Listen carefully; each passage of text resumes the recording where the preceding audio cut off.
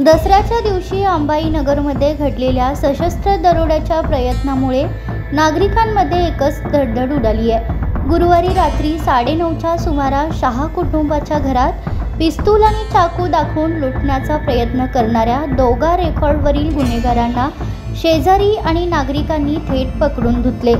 गुन्हेगार सौरभ रवींद्र कुकडे आणि रोहित वंडू कटारे हे दोघेही स्थानिक सांगली शहरातीलच असून आधीपासूनच रेकॉर्डवर आहेत। दोघांवर दिनेश नरेंद्र शहा यांनी सांगली शहर पोलीस ठाण्यात तक्रार केली आहे। रात्री शहा कुटुंब टीव्ही पाहत असताना या दोघांनी घरात घुसून त्यांना धमकावले आणि तातडीने घरातील पैसे व सोने दागिने द्या अन्यथा जिवंत सोडणार नाही अशी धमकी दिली। शहा यांच्या पत्नीने तात्काळ आरडाओरड केली। त्यावर शेजारी आणि नागरिक घटनास्थळी आले आणि दोघांना पकडून जमावाने जोरदार मारहाण केली।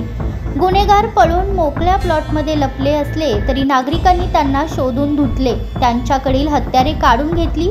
दोघांवर सध्या वसंतदादा सर्वोपचार रुग्णालयात उपचार सुरू आहेत।